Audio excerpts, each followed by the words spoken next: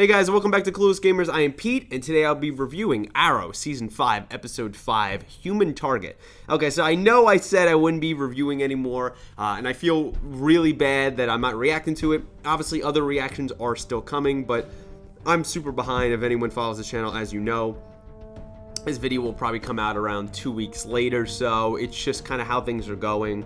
I've been busy with work and school and just life in general, so I do apologize for that. Hopefully you will still like the content that I put out, and I will eventually catch up. I know I always say that, but I will. This episode was really enjoyable.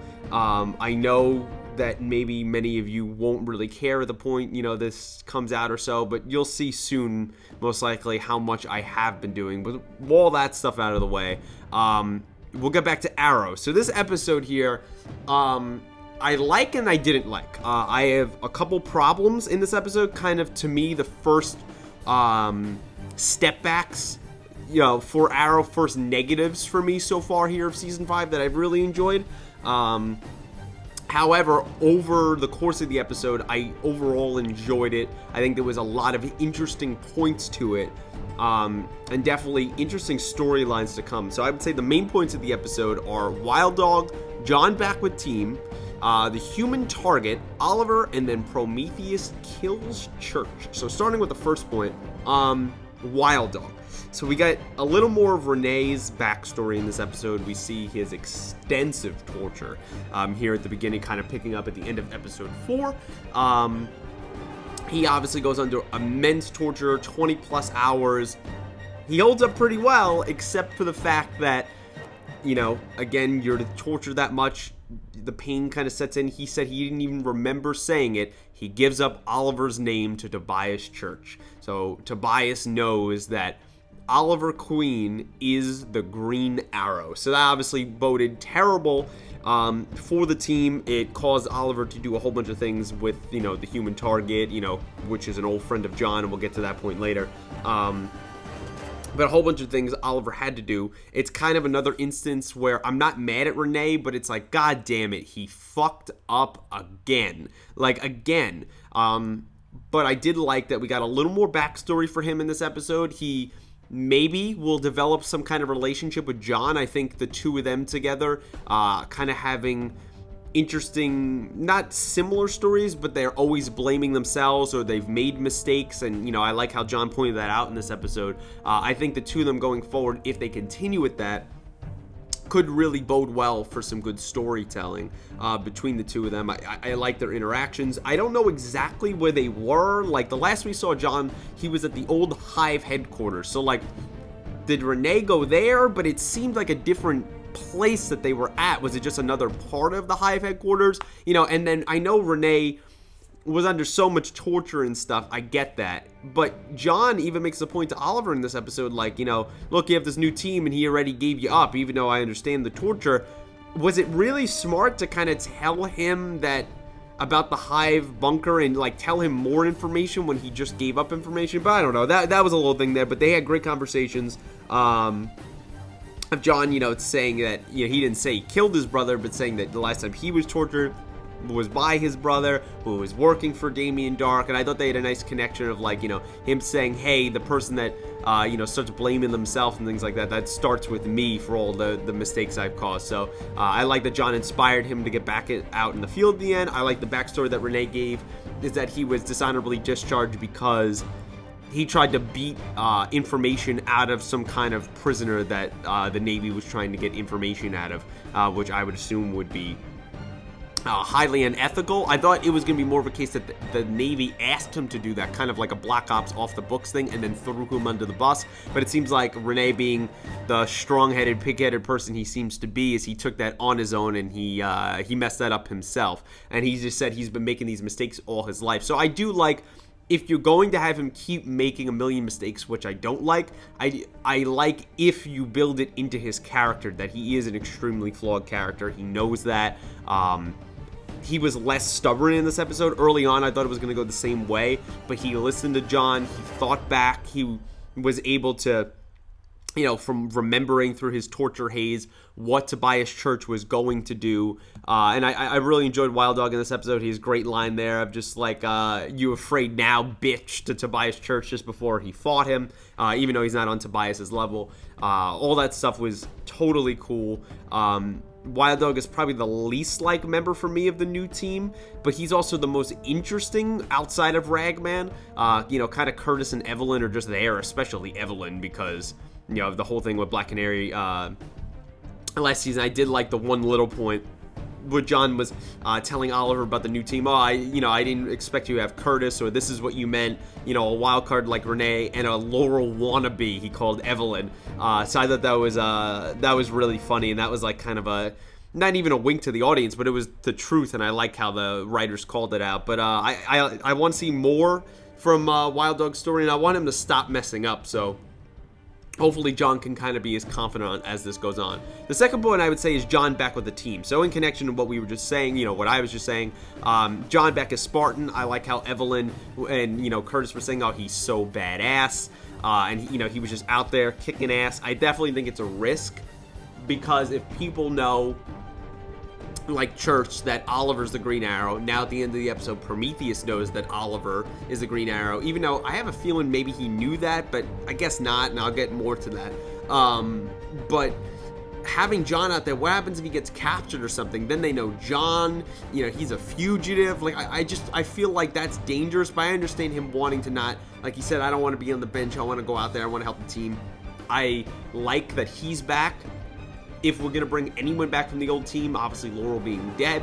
I like that Thea's still away. She's basically being the pseudo mayor, basically. But I like how if we split up the team, John's back in the 5th episode. Let's keep Thea away for a long time. Like, I'm saying, like, past the mid-season finale. Like, I don't want her. She was technically in the outfit in episode 1. I don't want her officially back, if she's going to come back, which she probably will at some point, like, till way later in the season. I'm talking, like, episodes 14, 15, like, if you're going to do it at the earliest. But I think John provides a nice right-hand man to Oliver in the field. Kind of help when Oliver's being the mayor. John, as Spartan, could really be the leader out there in the field, and I think that's definitely what fans, and I know I was, myself included, were calling for. So I did really, really enjoy that, and I'm just glad to see John back on the team.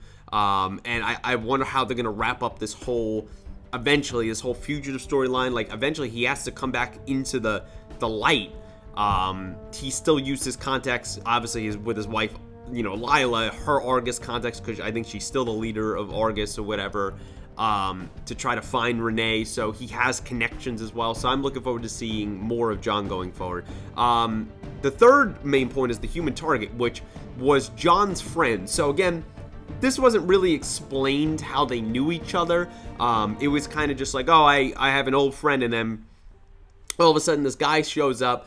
I thought actually Oliver did get shot, but he was faking his own death, or faking the shooting, or maybe he did get shot, but I never thought for a second he was going to die. And then it ended up that this guy, and as soon as he said the human target, I'm like, oh, that's got to be a comic name, but his name is, I think, Christopher Chance. Not really familiar with the character. I looked him up a little bit after the episode. He seems like he's like a master of disguise and like a whole bunch of espionage stuff. He debuted like any Arrow character these days in like Batman, a little bit in Superman comics, but in like detective comics. So it's no surprise there that another Batman character is introduced on the show, but I don't really have a problem with that as some other people do. But he was a cool character.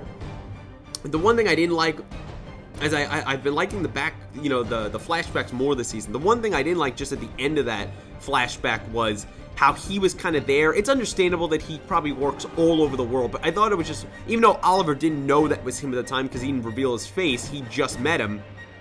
I thought it was kind of convenient, that they connected that in the sense of like, oh, he's been around, he saved Oliver before, and I guess Anatoly hired him. So that was a little bit like a stretch, like, come on. Like, I didn't really like that.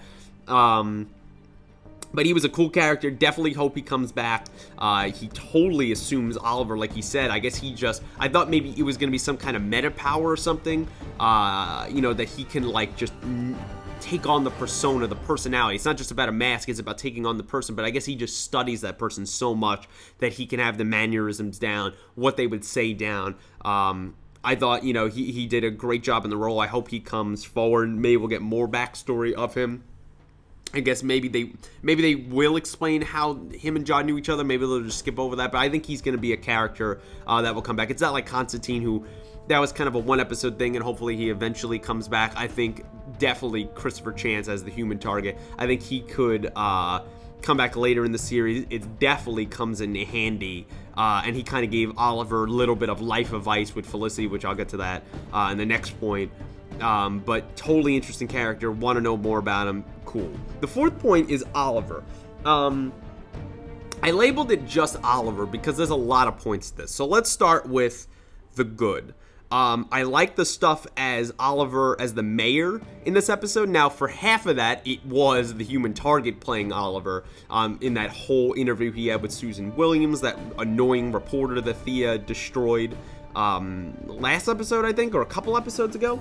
I think episode 3. So that was really nice to even, she was back, but, even though it wasn't Oliver, that he kind of was like, hey, give me a chance. I thought it was a little strange. I understand Oliver, Stephen Amell is a good looking dude, and, Oliver's been a playboy, well known to the public. Even though he's a different man, he still didn't get rid of his looks. I thought it was a little weird that she did give him her personal number at the end of the interview. And which is like, oh, I guess you know what that's for. And I was like, well, clearly it's got to be the case, they want to go on a date or, just, have sex at some point, or if it's just restricted to that or something, because he could contact her through media channels like he did. So I thought it was weird kind of how she's been trashing him, but like, did she fall for his charm? She just thought he was good looking. Is that another angle she's trying to play? And hoping that maybe sleeping with him will get more information out of him. I don't know. I just thought that was weird. And they're trying to set that up into a potential relationship. Strange. Like the whole, Billy Malone with Felicity, like that's just kind of been there and like it's acceptable. Like, oh, she just with this detective and whatever. But like this reporter that's been trashing you, like are they really going to make that into a relationship? I don't know. That's just weird. But his stuff as mayor, even though the human target was playing him, shutting down that councilman who was, accusing him early in the episode. It was probably true because Robert and Moira weren't the best people.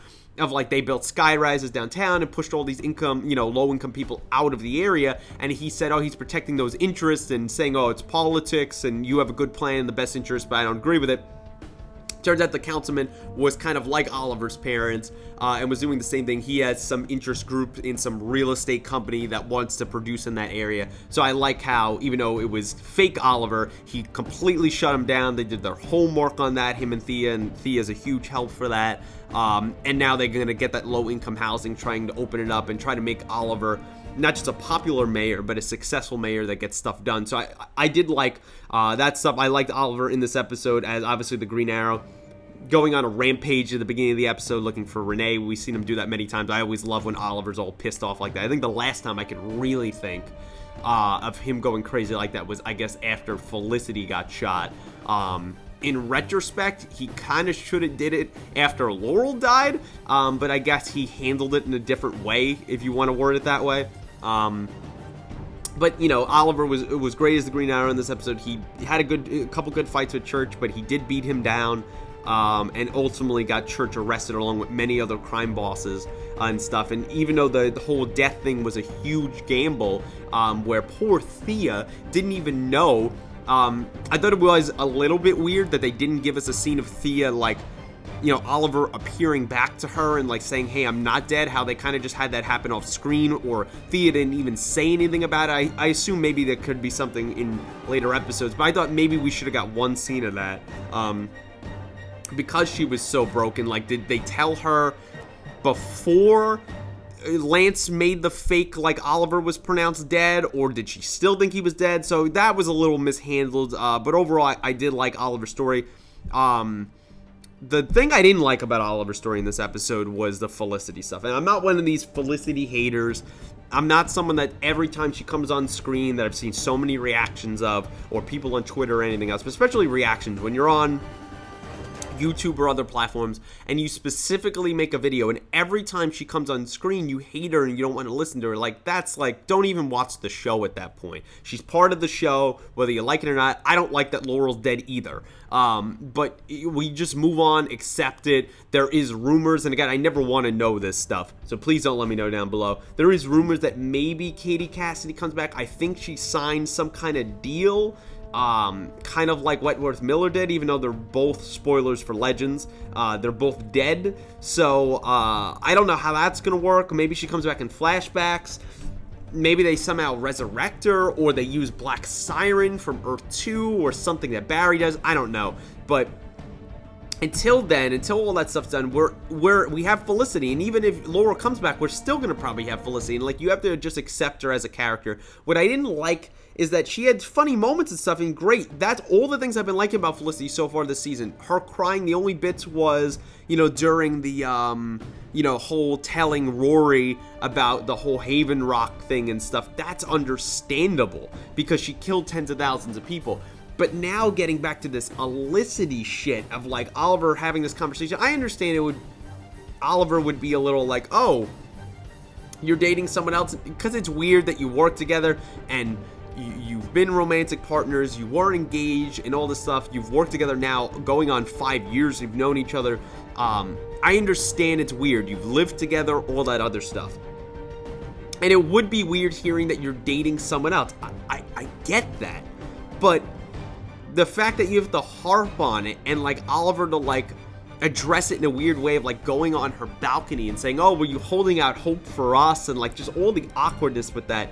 Weird. I liked it at the end that it was kind of like he said, like, oh, I'm always going to care about you, because naturally he cares about everyone on the team, his family members, and he's got to care about Felicity. Maybe to some degree they both love each other, and I would be fine with that in a normal show. If this wasn't Arrow, I'd be like, all right, that was wrapped up nice. But it's just a hint to the Felicity fandom to be like, oh, they're going to get back together. And, Mark Guggenheim has been well reported of having like this obsessive fascination with Felicity since he created the character. And I don't know. It just, I don't want to drag on about it. It was just like those scenes, until that ending scene, they didn't work for me. It felt very weird the way they wrote it, and they always have to make a big deal about it with like the dramatic music in the background. Like there was a different way and a better way that you could have told that, like of Oliver being like, oh, why'd you lie to me? Because you're basically, I mean, he wouldn't have said this, but it is annoying that she's being a hypocrite. She's lying or not saying anything about having a boyfriend.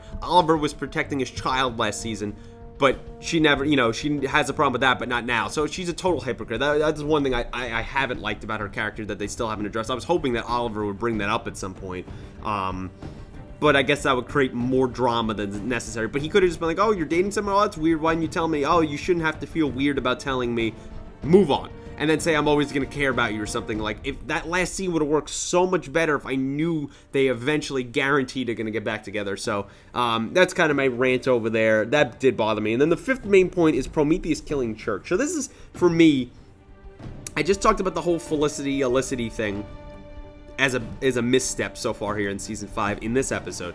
I would say the second misstep, maybe even more egregious so far here in Season 5, for me, is killing Tobias Church. Chad Coleman's a great actor, and I love him, so maybe I'm biased to kind of that, but I think he was playing such an interesting character in Church. I think you could have had him and Prometheus be in this very tension-filled kind of relationship where maybe they both want to kill each other, but they end up working together, or they're just both separate villains, or at least Church was killed maybe in the mid-season finale, and then the rest of the season's Prometheus. I don't like how Prometheus kills him. And then at the end, I understand Church being nervous there because he's in the cuffs and he has nowhere to go.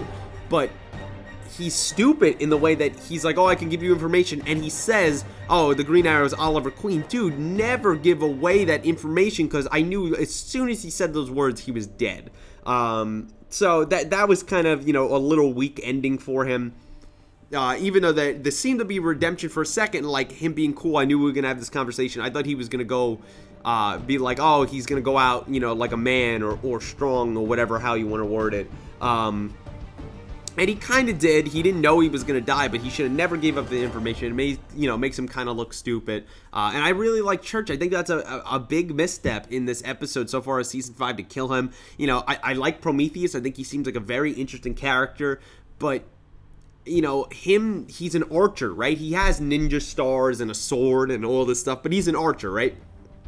We have so many archers in the show, in the history of the show, and the season 1 villain in a great season, my favorite season of Arrow, was season 1. And you had Malcolm Merlin, who's been around, we don't know where he is now. He's another archer, and now we're making another main villain an archer. I would have liked, Prometheus be a co-villain with Church. Like, I thought the whole getting back to the grittiness of Arrow and not having a magical villain, as awesome as Dark was nice. And I guess we're sticking somewhat with that with Prometheus, but I don't know. I would have liked to see them coexist.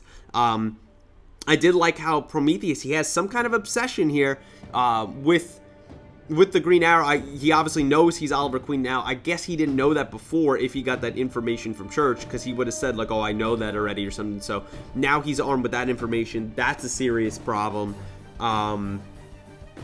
That I think obviously will come to fruition in future episodes. I like how he told Tobias, like, this is your second warning. His voice seemed a little bit different in this episode. I kind of like the other episodes. I think the last time we seen Prometheus was like the end of episode 2.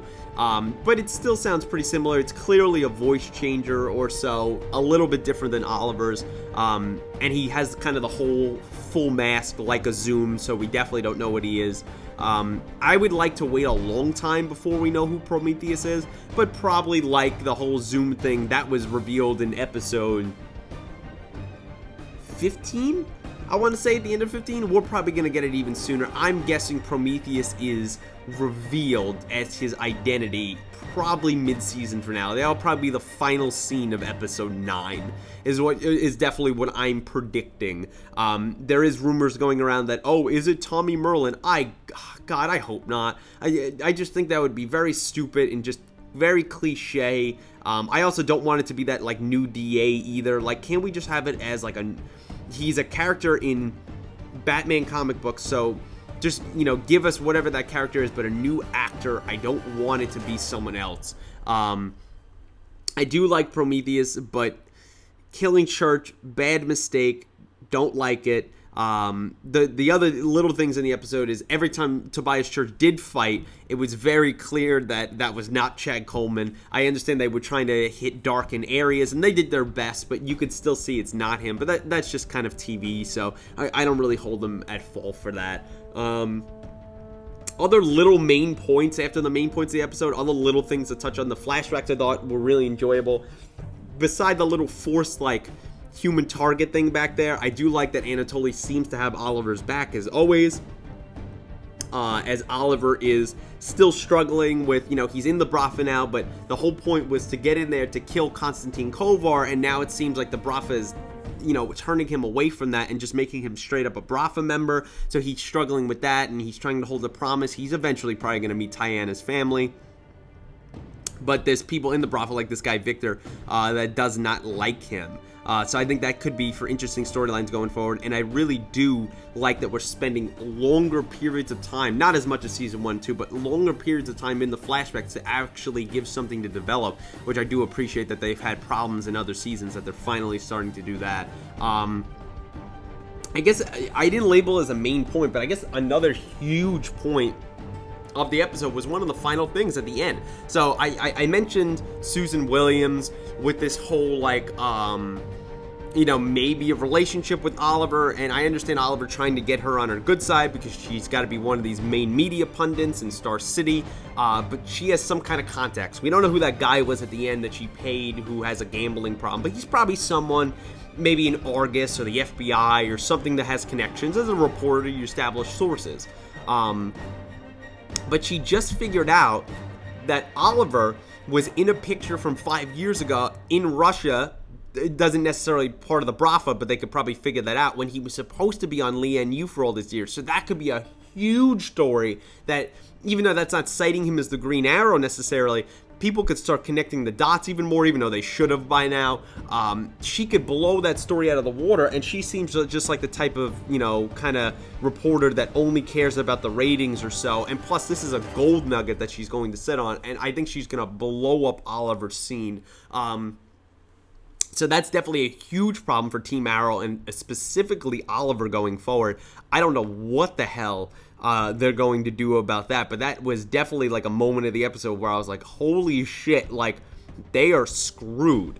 So I want to see more about that going forward, and she's definitely going to be a problem, a thorn in the team's side. Other tiny little points, I understand Curtis not fighting in this episode because he's recovering from his injury, even though he doesn't have bruises on his face after getting punched like 1,000,000 times last week at the beginning of the episode. I think that's a little weird, so I think they could do a better makeup job with that, but that was a way to kind of take him out. I don't know how they're going to juggle this whole, like, now Spartan's back, so the team got even bigger, and even John made a comment about that. They also, one quick thing I forgot to mention, they didn't really mention how the human target took the bullets and made it look real. I assume he had Kevlar under there and, like, blood packets, but they never explained that. The comments, I like how they're using Rory in a way, not necessarily, but almost like he's breaking the fourth wall. He had the comment a couple weeks ago or last week where he was just like, was he waiting for an entrance line with Oliver? No, he's just that cool. And then this week, do you guys just have people walk in and out of the lair all the time? And then, Felicity and Curtis were like, yeah, pretty much. So that was really cool that we're using him kind of as an audience member. Felicity had good scenes, like I said, comedic scenes when she said, like, you failed the city with the mask of Oliver. I did like that. What was weird, though, is like when Evelyn and Rory go to that one scene expecting to find Renee. Oh, he was just here with the blood. They didn't go in their outfits. What happened if Tobias Church and them were there? Like, they weren't prepared at all. So that was a little strange. And even when Evelyn, like, tied that guy up and then Oliver was there and he's like, oh, you're kind of cute. I'm like, yeah, but she's like 16. So that's a little creepy because the guy was probably like 30 or late 20s. So that was weird. There was another little point that I definitely wanted to bring up. Just a little minor thing. Who is the guy in this episode that Tobias hired to protect him initially from Prometheus? I definitely have huge questions there. He kind of looked like a Deathstroke-like character. Obviously, it's not Deathstroke or his son who is in the future in that alternate timeline. But who was this guy? Did the human target who ended up shooting him at the end, did he kill him? Is he still alive? Is he going to come back in future episodes? Kind of what was his story? Was he kind of just a one throw-off guy and he is dead now? So I think there was a lot of questions there that there was one of those little points that, like, wasn't answered. He was cool. He seemed like he had good technical skills. But he could just be someone in this universe that's just one of those random kind of hired guns that has martial arts skills and is not your typical thug.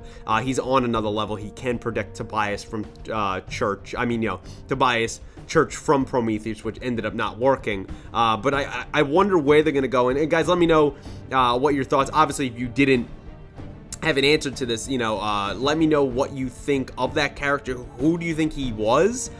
Is he dead? And any other thoughts you have on that down below. But that was just a little other point that I did want to touch on. But overall, guys, that's kind of my thoughts here on Season 5, Episode 5 of Arrow, Human Target. Let me know what you thought of the episode in the comments below. I know there was a lot I talked about here in this review, but I felt like there was a lot of points to cover. Once again, I am sorry that it is late, but I will catch up, so please let me know your thoughts down below, obviously without spoilers, because I didn't see Episode 6 yet, or any of the new episodes, Episode 7, depending on when this posts, so please just, restrain yourself and keep it to your thoughts that were right after this episode. No spoilers in general, as always, but I always want to hear your thoughts, and, kind of any other theories you have here. If it has been revealed who Prometheus is by the time you hear this, please don't tell me, but who did you think it was before he was revealed? What do you think of this whole Oliver, Susan thing, the human target, John back with the team, kind of Wild Dog and his story going forward, the new team in general, and kind of all the other little points that I brought up about Olicity and them killing Church? What do you think about all that stuff? And any other thoughts you have in the episode, let me know them down below. Like the video, subscribe to the channel, share with your friends if you'd be so kind, and until next week of Arrow, guys, thanks for listening.